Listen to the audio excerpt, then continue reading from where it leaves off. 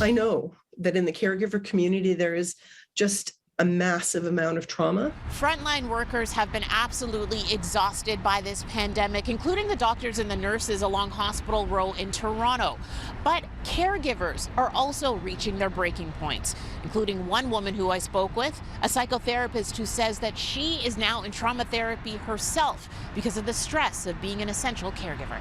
There's not enough recognition of the toll this is taking on us physically. I know people have been hospitalized 5 days from the stress. As an essential caregiver for her 94-year-old father, Bob, Joanne Beggs assists with his daily activities, monitors his medical care, and is the decision maker as he deals with Alzheimer's and heart conditions. His wife of 68 years, Barb, lived with him in long-term care up until her death in 2020. And while her death wasn't COVID-related, her decline came during the first wave of rising case counts and lockdowns, and now deja vu, with a variant that's infected more than 3,000 long-term care staff in Ontario. I'd witnessed, 20 to 40 minutes waiting on a staff person to get to him.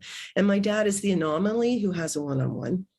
I'm terrified for people of being back in that place, especially residents who are going through this again. Almost 60% of caregivers say they're burnt out. 42% say that their mental health is worse now than a year ago, while 53% feel trapped, helpless, and frustrated. That's according to a recent report from the Ontario Caregivers organization, who encourages those struggling to reach out. Whether people need to connect with a peer mentor who may have had a similar experience, whether they would like to join a peer support group. Many caregivers manage a full or part-time job. So as an employer, we strongly recommend that you check in with those employees who you know are caregivers, or foster the environment where those conversations can take place. Begg says she has also been financially devastated, missing work for days or sometimes weeks on end, with the constant worry about her father being okay. And all of those things as an ECG, you feel, sorry, I'm getting emotional. You feel like you have to overcompensate for.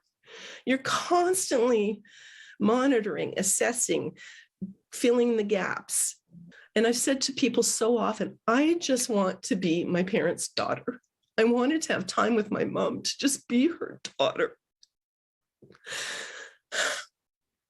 To add to her stress, Joanne has now contracted COVID-19, which prevents her from currently seeing her dad, and that increases the anxiety around his well-being. If you are a caregiver in need, or you have someone in your life that might need some help, you can head to our website, citynews.ca, for resources. I'm Tammy Sutherland for City News.